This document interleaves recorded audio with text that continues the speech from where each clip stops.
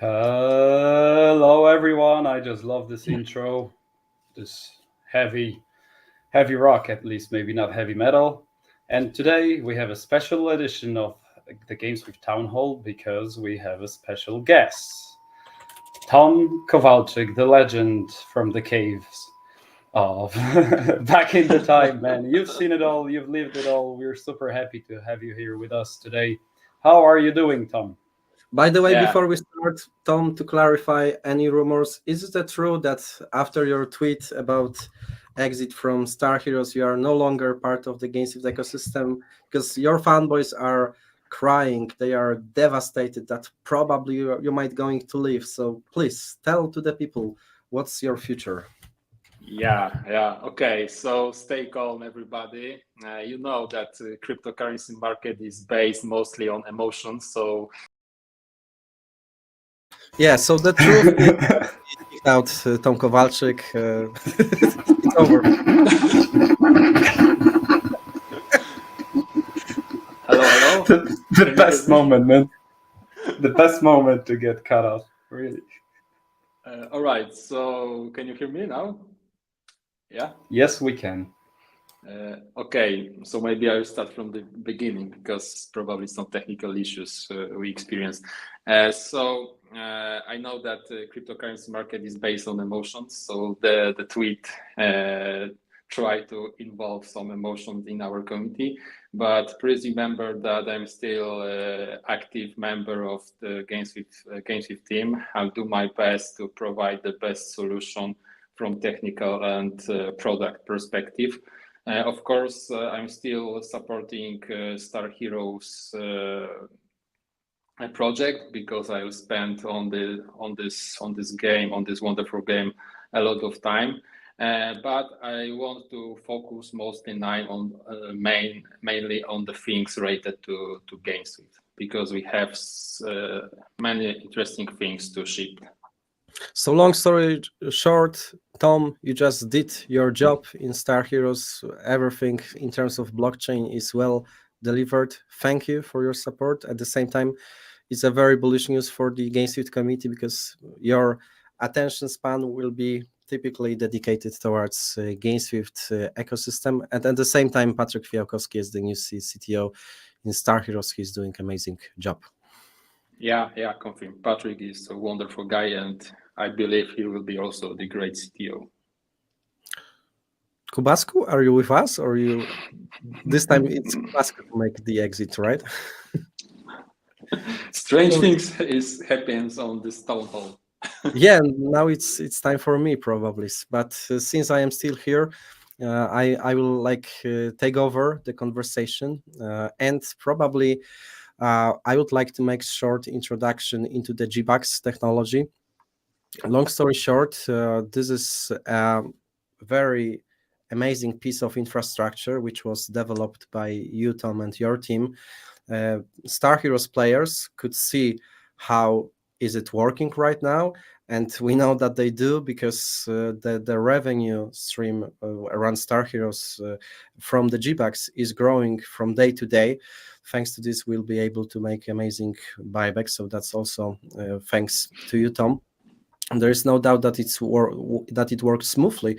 But what is very interesting, it doesn't need to be connected only with Star Heroes game, but it could be easily implemented to the other games for the ecosystem. So think about Gbox as the kind of the very easy to implement thing, in-game premium currency with easy on-ramp, with easy off-ramp, where you can pay with crypto for the premium currency. And so can you tell us more about your work around Gbox and how do you see the future adoption of this technology? Yeah, of course. So basically, Gbox was a great challenge to achieve because beside all the technical aspects, also some legal requirements we have to pass to be able to provide you such solution. In my opinion, Gbox is some kind of protocol on which you can set up in-game currencies. And one of this currency we introduced for now, and which is used in Star Heroes, is Gbox, which is on the same, which we name the same as the protocol. So Gbox are in-game in currency, so you can use it as some kind of payment system, probably in every game you want to develop, because beside the Gbox, we also provide the SDK. SDK stands for Software Development Kit, and is a set of libraries for developers which help easily use the Gbox protocol and the Gbox currency in every game. SDK is prepared for two most popular game engines. So these engines are Unity and Unreal Engine. So suppose you would like to develop a game and you are using Unity or Unreal, you can grab our SDK, which is open source, is available for everybody, also with documentation. So you can take this SDK, attach it to your project written in Unity or in Unreal Engine, and use all the features which we implemented related to Gbox. So basically, you as a game developer, you don't have to implement your own payment system or your own in-game currency, because we did it for you. And we also proved that this is working in Star Heroes. So in my opinion, if you want to speed up your game development, when you need the payment solution, you can use Gbox and contact us if you have, or if you experience any challenges using it. Okay, so to summarize, let's say that I am the gaming developer. I would like to implement some in-game assets, which is having the connection with crypto. I can implement GameSwift SDK with Gbox, which are the universal gaming assets that can serve as, for example, premium currency in your game. And at the same time, I can facilitate the exchange of real assets for in-game purchases, which might be treated as the revenue stream for me as the developer. At the same time, it's shortening the time of development and the costs of development. Can you confirm, like, how long do you think it could take to implement Gbox SDK into your game if you are a Web3 gaming developer? What is the barrier of entry here? I think the developer with medium experience in development would need to have around 2 or 3 weeks to implement the whole things related to Gbox feature. And if you're developing the game in a web browser, you can use Gbox. If you're developing a game on mobile devices, you can use Gbox. If you develop a desktop game like Star Heroes, you can also use the Gbox. So Gbox protocol and Gbox in-game currency is cross-platform, is available for every kind of game. And I have to add that also not only for games, but also for applications, because probably you remember in GameSwift we shipped a shop when people from community were able to buy the Gboxes and to pay using also Gbox. So imagine when you also want to, I don't know, start some kind of e-commerce in gaming context, you can also use the Gbox to easily payments for the customers.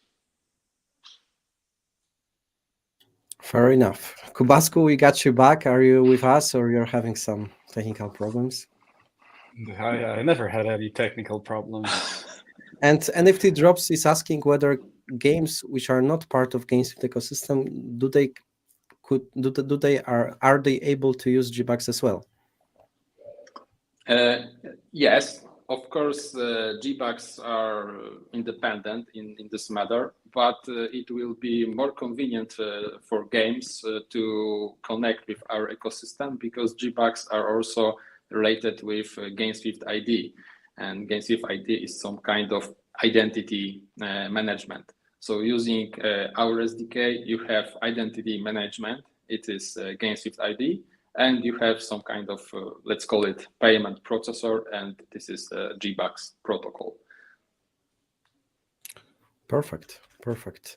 Okay, so we've got a very deep overview of the Gbox technology. We know that it could be easily implemented through the SDK to another Web3 games. This can be treated as the source of the revenue stream, and we can see this on the example of Star Heroes.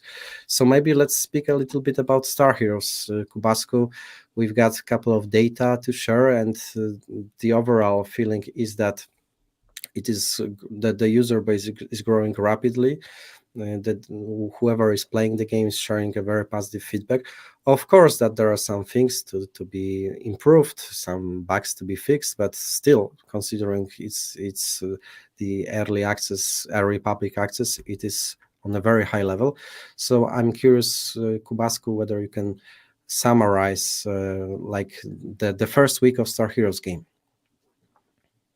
Yeah, the first week of the Star Heroes game, it means an increase in the daily active users almost every day, which is a big thing, man. Especially since when you look at typical games, you know, the game launch day, this is the day where the most of the hype is being built. And here we can see that there's more and more people joining in every day, and this increase is kind of stable. So that's very, very optimistic.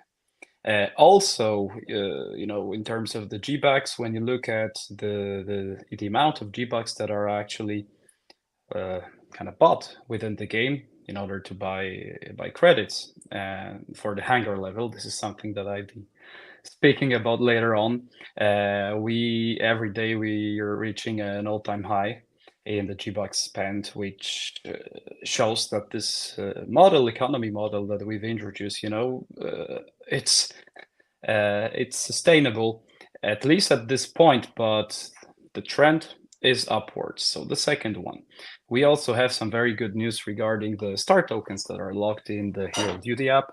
When you look at, once again, big shout out to Pan Pilot for the Duna app with Duna Analytics on Star Heroes, because when you look at the number of star tokens locked in the Hero Duty app, it's already over 500,000.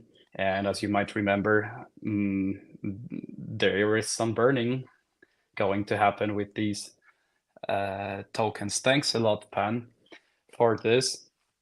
And what else, guys? I can also say. Yeah, I think I can also encourage you guys to keep the track of my daily alpha. I don't mean that I'm going to upload this every single day, because I'm planning to go for 2 days holiday starting from tomorrow. But basically, I try to update you on the recent development of Star Heroes. By the way, shout out to Jarek, Pasha Biceps, one of the most charismatic esport players in the world. As you can see, we made a cooperation with Pasha. Star Heroes has been hosted on his own event, which was Pasha Gaming Camp. It was amazing adventure. I think that we can invite Hubert Turek from Star Heroes team, who's been hosting the whole tournament, because he has shared a lot of positive vibes from the people playing Star Heroes, and this comes as a surprise, because this was the group of hardcore competitive esport players who've been mostly playing first-person shooters like Counter-Strike Global Offensive. So when they came across Star Heroes, which is third-person space shooter, they've been a little bit skeptical. But once they start their first game, the feedback was overwhelming. It was very positive. They've been very engaged. They've been playing to the very end of the camp, which was starting from May 22nd until May 26th. So we aggregated a lot of data. We also organized a special tournament where the committee of Pasha could compete for the main rewards. So I'm very happy that we are onboarding professional esport players into Star Heroes, because that's a very strong sign that the game is there and it is having a very good potential. What's more, Pan, and there's just one thing. I think that the best indicator for the success of any game, especially in the esports industry, is the trash talk. and we hear it everywhere within the game, and also during this camp and the tournament that we organized together with Pasha Biceps. People are trash talking all the time. It means that this game really, like, creates so much emotion in them, and I think that this shows you that we have achieved at least this goal perfectly, which is to make a title that brings emotions, esports ones, to Web3. Yeah, we exactly. haven't seen that before. I've been tracking the activity around Star Heroes Discord channel. I'm also trying to be active there from the game one of the public release, and you can say anything, but you cannot say that it's not bringing a lot of emotions. People are very passionate. They are upset when somebody is killing them. A lot of emotions, and this game is living. That's the best thing for creators, for the developers like our team, and that's a very good sign. At the same time, I think it's worth to do some shout out to the best players. The top one is right now Peggy from Weld Clan. Right behind him there is Stefan 97, and as I can see, Yoloboy, who's active today on the town hall in the chat section, he's top 4. Jigsaw top 3, Oli, who's also our ambassador, and GameSwift OG top 5. So like the competition is very tough. Oh, and you can see that I'm still in the top 20, but I need to admit that I start losing. Like my peak was top 10, but now people are better and better. And even though that I've been practicing for a while, I need to admit that new players who started to play starting from last week, they start to be so much competitive that it's harder and harder for me to compete, which means that the game is really easy to learn and hard to master, and that's the best target. So shout out to everybody participating in this leaderboard. A small alpha, which I think might be helpful for you. If you want to farm like the best stars going to be eligible for start token airdrop, I think you can consider combining the Heroes Duty app. I've shared how to compete for it in the recent episode of GameSwift Townhall, but I'm gonna just show you. This is my account where you can send heroes for the missions. And another aspect, another pillar of this competition is the game itself. Basically, the better you play, the more you play, the more points you can get. At the same time, it is very important to keep track of your hunger level. In the top left corner, you can check what is your hunger level. And as you might see, it's worth unlocking new spaceships and progress within the tier progression system. But also, it's worth to take care of your visual levels. So some people like Peggy, Kaizen, they've been purchasing skins, and in this way they boosted a lot of their hunger level, which thanks to the fact that they play a lot and they are very good players. Peggy is probably one of the best, if not the best, at the server right now. They are farming a lot of points, and it's good. Like when I was thinking that there are a lot of games where in the top of the leaderboard there are players who are not competitive, who are kind of farmers, who are exploiting the system.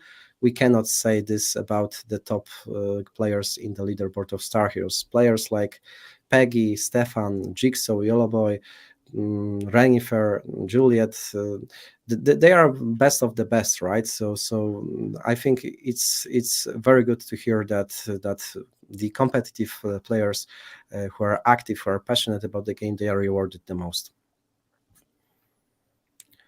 And to address Jakub Szatek, also your question, I understand, Pan, I understand that you care about the players, but you forget about the investor, which with this approach and the distribution of tokens, the token will have high inflation by the end of the year. Yeah, so Jakub, it's basically very good that you addressed this question because we have a very big announcement for you. So basically, there are two aspects of the token inflation. First is that this is the last season where you can earn Star Heroes token airdrop, and obviously it helps us to build the user base. But the most important thing is Star Heroes is different to the other Web3 games. Of course, that there will be inflation from this airdrop from this season, but it's worth also to highlight that this is the last season where you can earn those points. And I'm gonna tell you more than that, and this will be kind of the alpha which was not leaked anywhere else before. So when you go to the Star Heroes community website and you're gonna check, you're gonna check the tokenomics, right? So what we are planning to introduce, and it's going to happen in this season, probably within the next 2 weeks, is the play to burn narrative. So when you see that there is 10% of decentralized user acquisition and 34% of locked DAO vouchers, this means that 40% of the tokens, they are there, they are increasing the fully diluted valuation. So the question is, what we gonna do with them? As the investor, you probably might be afraid that, oh no, players are going to earn those tokens, dump on me, so maybe it's not worth keeping the token. It's quite the opposite, guys. Basically, starting from the middle of this season, the more games you as the players are going to play, the more Star Heroes tokens we are going to burn. We are planning to use all tokens from locked DAO war chest and all tokens from decentralized user acquisition to be burned depending on how many games you are going to play on the weekly basis, which is very bullish for the token because it's going to decrease the FDV, and the token investors need to adjust their valuation depending on the FDV. So starting from the middle of this season, we are going to provide you with a special dashboard where you'll be able to see how many games have been played in the given week. And according to that, proportionally to this, we are going to burn more Star Heroes tokens. That's how this play to burn mechanism is supposed to work. More about this will be featured in upcoming days and weeks. Yeah, so you've basically done all the marketing for us, Pan, right now. So Jakub Szatek asks who is the CEO, right? And whether it's problem of Maverick. Basically, you need to remember that we are like the group of very passionate people. And even when we are missing one of element, it doesn't affect the future development of the product. That's a very bullish, very good team with a very nice track record, which consists of Tom, me, Professor Farmel, Michal Kurdziel, a lot of passionate and professional people who had a very big experience. And even if we are missing one element, it doesn't affect the future development of the game. So considering that I'm very engaged, I try to put my heart all into the Star Heroes. I cannot promise you anything, but my hard work is here. You can probably see me on the servers. I'm trying to be there every single day. And I'm also trying to speak with you to gather your feedback, to find out what should be nerfed, what should be buffed. Small disclaimer, Hitman is going to be slightly nerfed starting from Friday, and yeah, that's how our team is working.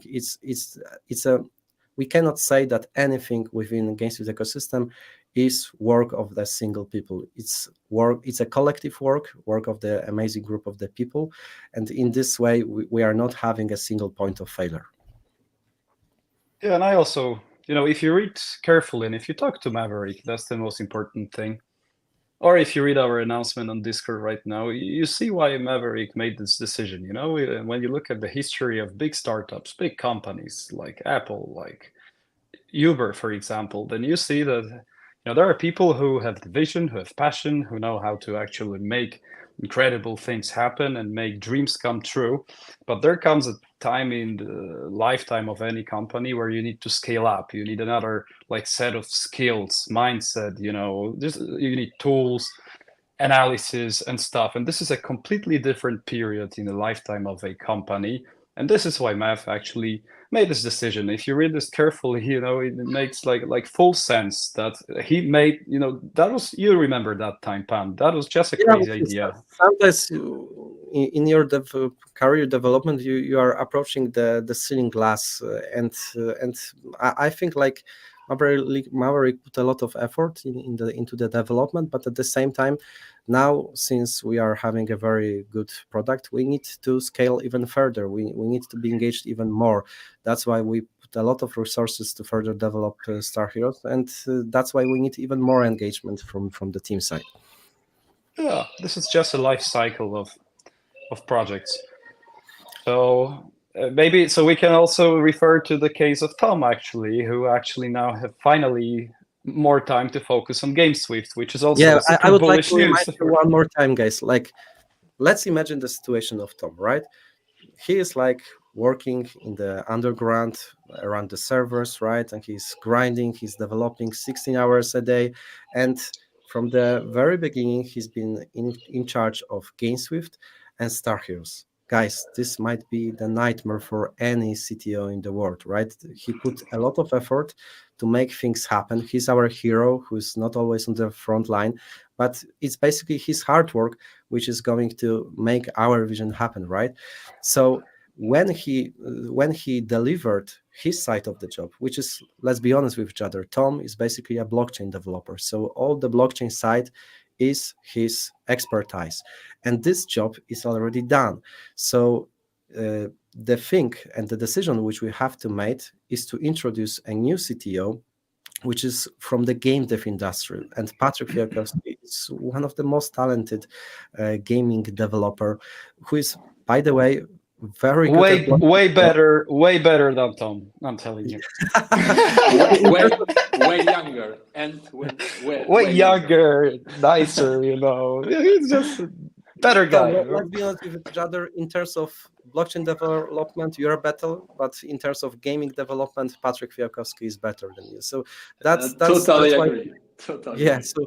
So that was a very natural shift, guys, when you think about it. And at the same time, Tom has a very decent work to do. We have GameSwift modular blockchain to be delivered, GSForce AI, GSPay. So that's something which is, in my opinion, very bullish for the ecosystem. And I'm also very happy that once leaving the position of CTO in Star Heroes, Tom found a perfect replacement. Like, guys, you had the opportunity to hear to Patrick Fiakowski, but he's a real gem. Like the fact, when I think about it, that 1 year ago he had no conclusion about Web3 and the blockchain, and now he's like acting like a blockchain expert. It's really, really amazing. So yeah, I don't know, Kowal, if you want to add something more than that, but that's my perspective here.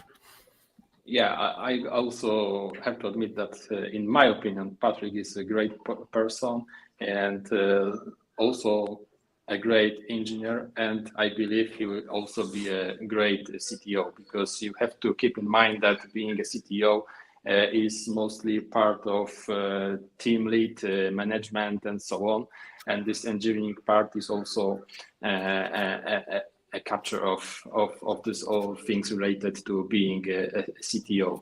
Also, I'm constantly in touch with Patrick. We mostly daily speaking about things which are happening in GameSwift and in Star Heroes, because I also have to add that please keep in mind that GameSwift is hosting the whole infrastructure, which help to make Star Heroes available on gaming hours. And for now, it works pretty smoothly. We also did some load testing before the Star Heroes releasing. So I think that everything is on site and on good place. Guys, anyone asking for the nerf of the Hitman spaceship, don't worry, I'm on your side. I'm playing as the engineer, and this fucking Hitman is bullying me every single game. So I can leak to you that Hitman will be slightly nerfed starting from probably Friday. I spoke with Patrick Fiałkowski. He's on this topic. That's one of his priority. But also don't worry, if you have fun from playing Hitman right now, I don't think that you need to be upset, because basically the changes which are going to be implemented is that we are going to decrease 30% down to 25%, which is the minimum level when the Hitman utility is acting, and there will be also 15 seconds freeze time for this skill. I think that there is one more aspect, but it doesn't like exclude the Hitman at all. And one more thing which I'm pushing Patrick to introduce is that tank spaceship should be act as kind of counter against Hitman. So once Hitman will use his ulti shield, it should act against the ulti of Hitman, and in this way I think the game will find the balance. And Tom, since we got you on the camera, can you share something more about the future development of GameSwift modular blockchain? And maybe you can also share your perspective, because I tried to do it, but I am not the developer. So we know that we started the cooperation against modular blockchain with Purple company, but we came also, like Maverick, we came to the ceiling glass and have to make a pivotal decision to find a better partner for this. And I'm very curious what's your take on that, when our community can expect the GameSwift modular blockchain, and if you can also explain, I've already did, but maybe it's good that you could also do it, why we had this kind of delay in the roadmap. Yeah, I very like this color perspective, because I'm not sure that I'm not reveal any information that should not be leaked at this town hall. But this color context is really nice. From purple to yeah. So if we can say that we have to switch or pivot from purple to red, I think it's enough. The good thing is that we should be able to run the testnet of GameSwift chain in the next following maybe week or two, because now from product and from technology perspective, everything is ready. We still have some agreements with our partners to sign in. And you have to realize that beside all the things related to product, to technology, there is also a side of legal agreements, and this kind of perspective is also very important, because we have to be sure that everything is prepared very well from every kind of context. So to be honest, to be more specific, GameSwift testnet probably 1 or 2 weeks. With testnet, we'll introduce GSWIFT token as a gas token on our, of course, at this stage testnet, but the same functionality will be available on mainnet. So this will be the proof that the GSWIFT token will have another utility. With GameSwift chain, we also provide, of course, blockchain explorer, so everybody will be able to track and to see the transaction, the balances on the accounts, and so on.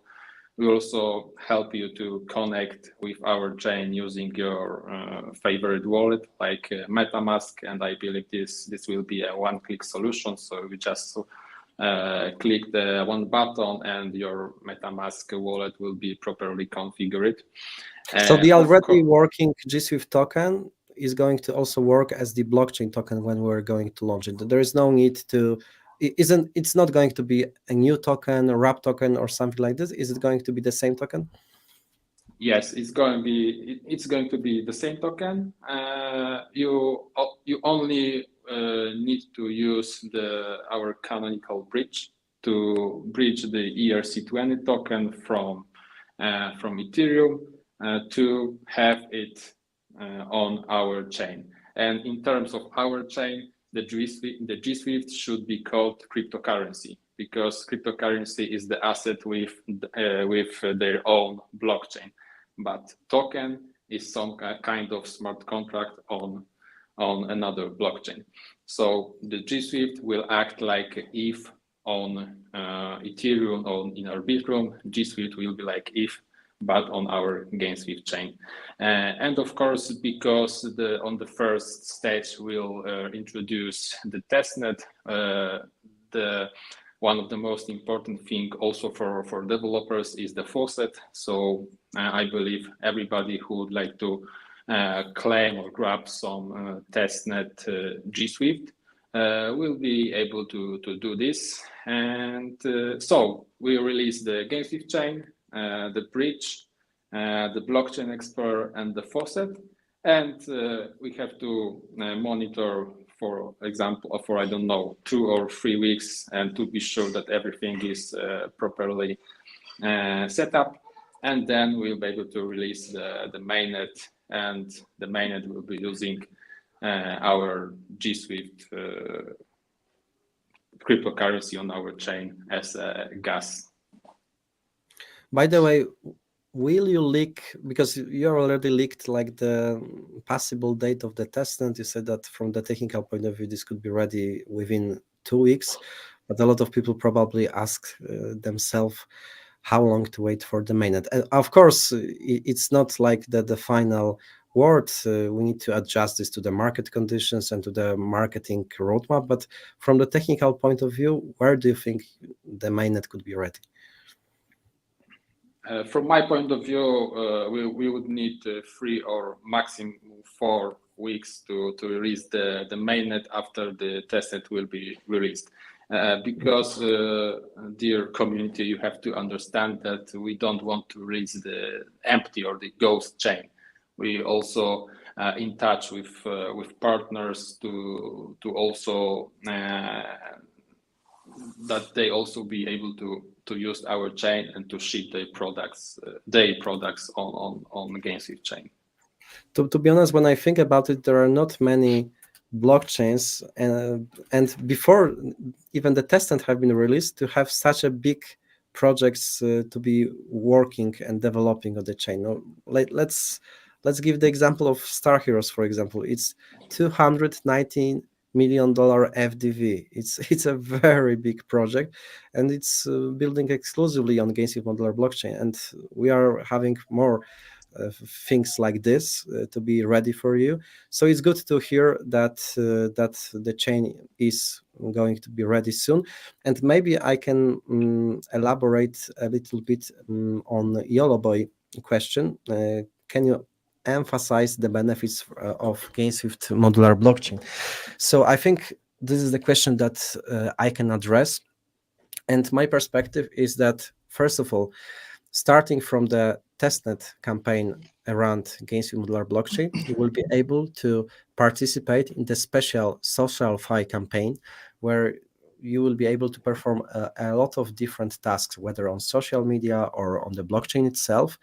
And why it's worth to do this? Basically, because depending on how many points you are going to receive, you are having the chance to receive the airdrop of the free GameSwift node. Yes, that's super cool thing. We are not selling 100% of GameSwift nodes to make any cash grab. People who are going to be active within this social fund campaign can get it for free, and the rest could be sold in GSWIFT token, which is a very big incentive to be active around testnet and the mainnet of the chain. Why it's worth to have the node of GameSwift Modular blockchain?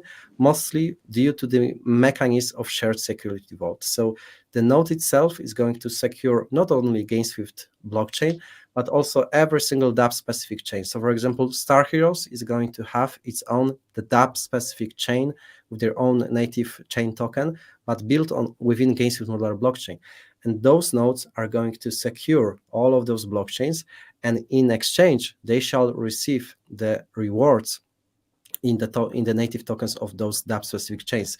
So by having node or by staking your GSWIFT tokens in the node of one of the community member, you will be able to receive multiple rewards, either from those DApp specific chain or from our treasury. That's something that I don't want to leak, but when you ask yourself why we are building such a big treasury, basically to reward people staking GSWIFT token in the long term. And I think that having the node or staking the node, if you cannot afford it, will be a perfect exposure for this sake.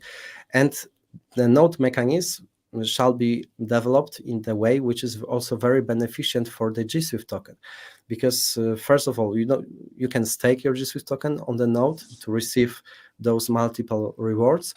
At the same time, if you don't have, it works as kind of the fuel. So like it is the case with the car, when you're out of fuel, you need to refuel. And the fuel for the nodes are the GSWIFT tokens. So this is creating a demand, the buying pressure for the GSWIFT token, and that's a very unique mechanism when you think about it. So I'm hoping that this explanation works well for you. Except from that, obviously, GSWIFT token means transactions being made with GSWIFT token as the gas token, right? So whatever you do on chain, it requires GSWIFT to be spent for this. That's another very interesting part of that. And yeah, that's like Jakub Szatek, like you said, I think it's bullish for GSWIFT. Yeah, I think that also worth to mention is that from the day one of releasing the testnet, not the mainnet, but the testnet, we also be ready to connect this app-specific chains to our chain. So it's not the feature that we will be working on, but this is the feature that is already working and will be production ready from the day one. So day one from me is the testnet available in public for everybody. That's perfect. Yeah, so this is the modularity thing in our chain. Perfect. And I really appreciate, Tom, that you find the way to not blame anyone from the purple team while focusing on your side. We really appreciate your hard work.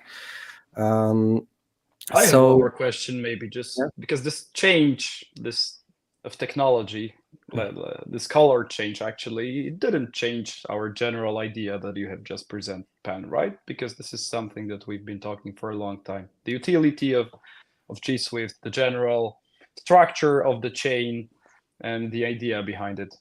So actually, yeah, I was just wondering whether there is something new to it, maybe.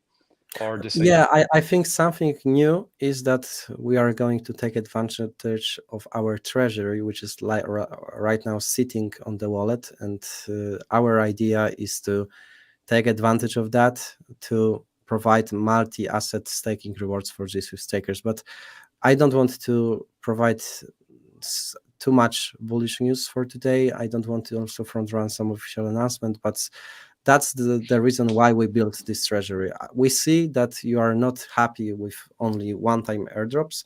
When I think that instead of one-time airdrops, we can also provide a continuous staking rewards in different multiple tokens at the same time. This might make the GSWIFT staking APR up to even 100%, which could be the source of the massive buying pressure. So that's my vision, but I prefer to elaborate more on that on the next town halls. As always, by watching town hall, you are one step ahead, so we can have a taste of what we are applying. At the same time, Adi Bahrdbai is basically asking about Star Heroes token and the selling pressure. So I think it's worth to explain this one more time. So basically, I cannot agree that most of the altcoins they've been like. How did you say this? Recovered 8-12%. You need to also remember that Star Heroes token acts in a very specific sector, which is Web3 gaming sector. So when you compare this, I don't know, with Mavia, for example, you see that those tokens are in the sideways formation. And Star Heroes is not different here, right? It's moving sideways. I feel like we are very close to the disbelief phase in the Web3 gaming. I see that a lot of players, a lot of investors, they are repositioning themselves from Web3 gaming into RWA, into AI or meme coins. And that's usually, that's from my experience, and that's not financial advice, the sign of the bottom. At the same time, speaking of the inflation right now there is not a single pool which is releasing. The seed round cliff is ongoing, so you cannot basically, those tokens are not into the circulation. What is going to be introduced is the second portion of the airdrop, and the airdrop at the end of this season.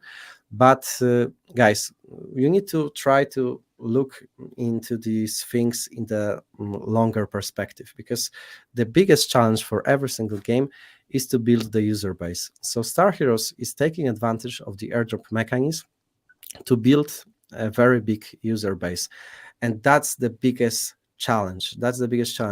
And I already can see after the first week of the public access that Star Heroes successfully created the community around its game, which is very bullish in the long-term horizon.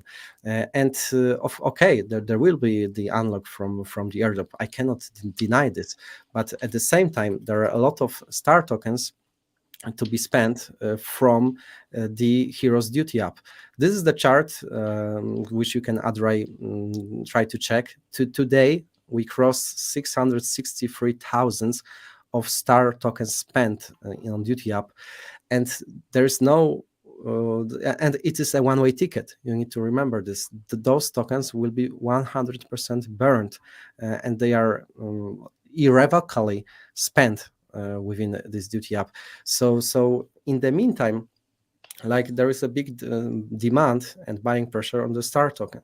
At the same time, this is the last season, so we need to probably wait for the final unlock. And from that moment, there is like not much of the tokens to be unlocked, because players will be no longer able to earn them, while the buying pressure will stay.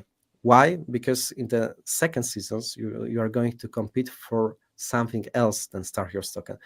I don't want to leak what is this, but trust me, you will want to participate in the second season of the Star token, because the rewards are going to be very interesting. So this will make this inflation going down, because the rewards are not longer going to be in the Star Heroes token, and at the same time, the buying pressure on Star token from the Duty app is going to stay.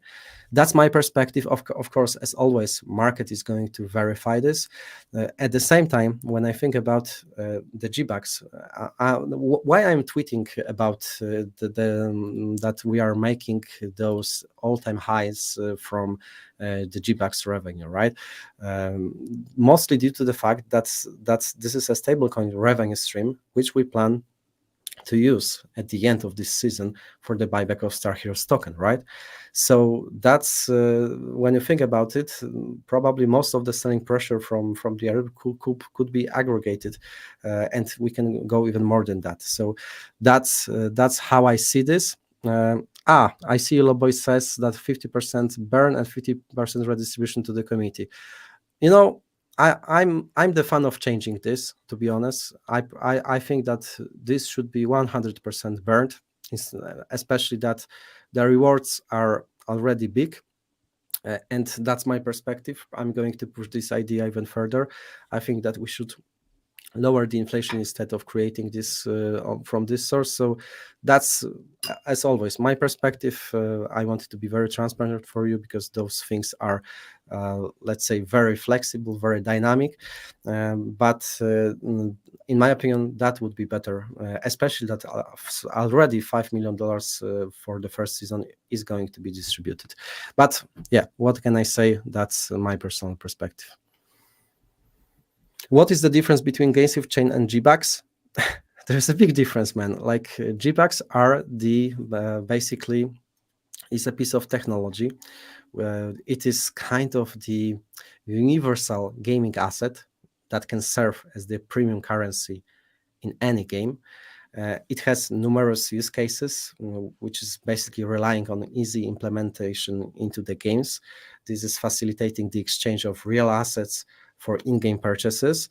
So think about Gbox as kind of the premium currency like V-Bucks in Fortnite, right? And think about it that this could be easily integrated through our SDK to any other game than Star Heroes, which might be a very good revenue stream for the whole GameSwift ecosystem. The GameSwift modular blockchain is a totally different thing. It's fully on chain, and this is basically the modular way of building the decentralized ecosystem of DApp specific chains. So that's a pretty big difference. When can we expect the first airdrop to be distributed? It should be start with a game, and we are still waiting. So, Shalkioni, I don't want to front run the official announcements right now. The team is preparing for this, but you need to wait for the final announcement. And by the way, I am the only one. Kubasku and Tom, you are still with me? Yeah, I'm here. Okay. Because, yeah. sorry, because I could see only my face, so I was afraid that I'm the last man standing. No, we've But talked. do you want to say something more about this second portion of the airdrop? Because I need to admit that I am not on the same page here. Yeah, what I would like to add is that everything we do is for the benefit of the game, the community, and the token. The decisions we make, the flexibility.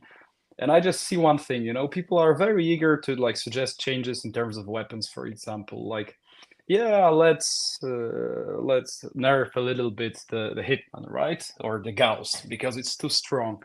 And there in the game, it's okay, but it's the same logic that applies to the tokenomics, the in-game economy, or for example, different pillars of the Star Heroes games that we have, the duty app, the game, and the social ref links too. We just have to balance things. We have to be flexible, but our general goal in terms of the in-game economy, ecosystem, and also the airdrop distribution, this is for the benefit of the overall project there is. So just please be patient, trust us, because we are doing it all for this project and you, our community, to succeed. I don't know, maybe that was too pompous, Wojtek, but I just have this. We need to underline this, Yeah, it's good. Like, everybody probably would prefer to have like the immediate release, but you're losing the point that in that case you might receive like much less rather than it will be distributed over the time, right? Jari, by the way, glad to see you here on our stream. Like greetings to Hawaii. Wojtep P. So why not games use DApp specific chains but Gbox stack? Like this question shows the either lack of understanding of you or my lack of ability to explain things. But basically, Gbox and DApp specific chain are two different technologies, and the projects could use both of them. The best example is Star Heroes. Star Heroes is using Gbox as the premium currency, but once our GameSwift modular blockchain will go live, Star Heroes will be also using and building its own DApp specific chain based on GameSwift modular technology. And when you think about it, that's also a very bullish thing for the Star Heroes game, because right now all of those transactions around NFTs, around Gbox, and etc., around the token, they are made on Arbitrum, right? So Star Heroes token is not taking advantage of this. Once pivoting into the own DApp specific chain of Star Heroes, this will be a massive level up to the utility of Star Heroes token. Yeah. Also, guys, please keep in mind that Gbox it's not related with any kind of on-chain activity. So it's not an on-chain asset. Maybe this kind of description will be easily to understand. So as GSWIFT token is an on-chain asset, Gbox is not on-chain asset. So it is not related to the blockchain. It's But you need to spend in-game on-chain asset in order to get it, right? Yes, yeah. And You that have to transaction is made use on Arbitrum. So exactly. since we are going to implement that specific chain for Star Heroes, also Gbox purchase for Star Heroes might be bought from Star Heroes that specific chain. At least that's what I think, but maybe it will be different. Yes. Exactly. And one more thing, LayerZero vote, guys. Like this is like the most bullish thing, and we are finishing with it. But that's the best sign that it is a lot to be happening around the GameSwift ecosystem. I remember when I leaked that basically we made the record-breaking activity during GameSwift Galaxy campaign while using LayerZero technology. And yeah, like right now we are at the point where it turns out that LayerZero is planning to distribute their token Airdrop to the most active communities, to the basically projects with amazing piece of infrastructure who've been using LayerZero technology, and GameSwift is one of them. We made a lot of volume around the multiverse expansion campaign. And I cannot promise anything because I don't know how much this airdrop is going to be worth. I don't know how much tokens we are going to receive. One thing that I may leak is LayerZero team has requested us as the GameSwift team to fill in the special form for the airdrop, and we are in the game. Like I'm at the same, and what I can say is that you can participate in the voting. You can vote upon our governance proposal how to distribute those tokens. Right now, this is snapshot.org, and as you can see, 99% of people voted yes to distribute it to back to the basically different group of people. You can see what are those groups, but basically here is a very long list of the people. 27% shall be allocated to GSWIFT bridge users, 27% to GSP stakers, some portion to lockdrop participant, 10% to single asset stakers, 7% for committee members participating in transforming the GameSwift DAO treasury campaign, 7.5% to Modular Saga campaign. So it's worth to participate in our campaigns, guys. Na waciki będzie. We'll see. Like I'm really curious. Maybe you will be laughing from our proposal because it will be, I don't know, $1,000, and 7% from this will go to participants of this campaign, or maybe it will be $100,000 or more. I don't know. Like I prefer to be skeptical because crypto game learned me that it's not worth to build any anticipation around anything. But I'm just transparently sharing what's going on. Yeah, but there is another option to actually put aside some money for Vachiki, as you said, which means not too much money, but no, it's not that little actually, guys, because the season 3 of the GameSwift Ambassador program is recruiting right now. This is going to be the biggest of them all. The top performance of the GS Army, our ambassador gems, are going to receive even a monthly salary of up to $1,000. Like the last time, there will be weekly rewards for the most active ambassadors of the week, and the recruitment is going on right now. We need you. We want you. Last time it was over 100 people from 35 different countries. And this time we want 100,000 people from 350 fucking countries. Wow. So Yes. Guys, the first season is coming. Brace yourself. And I think it's also a good time to basically share. Do we have ambassadors of the week today, or we are having just the announcement? Just the announcement, because the program is shut down between both seasons. But so guys, right now, the deadline for your applications is until 7th of June. You have still one more week to send your applications. As Kubasku said, it's worth to be GameSwift ambassador. We're highlighting the best of our ambassadors on every single town hall, also trying to share some exclusive alphas. You might be one step ahead of the market by being in the GameSwift, and also you can do the growth hacking, because we are trying to, while you are promoting us, we are trying to promote you as well. So when you grow, we are growing. And I think it's good time to also share the comment of Arturek about the Tom. I think this will make your face smile. Tom, people need to really see what amazing work you have done. You are the mastermind behind this technology. And good to see how you have progressed from the days. You are the champion. When I read this comment, and if I wouldn't know Arturek, and if I wouldn't know that this is the real guy with the real picture, and I personally know him, I would thought that it is you to write this comment. But since Arturek is real, thank you for your comment. Yeah, thank you, Arturek. Of course, thank you. Big fan. Perfect. We are approaching the 1 hour of the town hall, and Kubasku, I need to admit that I cannot wait to be back for Star Heroes server. So I think it's a good time to be finished. Then let's finish, and actually let's start the gaming night once again. You gotta make it higher, man, than the 20th position.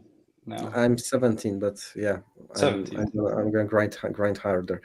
Thank you, guys. Thank you, Tom, for your presence today. And guys, see you on Star Heroes servers. Yeah, bye. Thank you, guys. See you. Bye.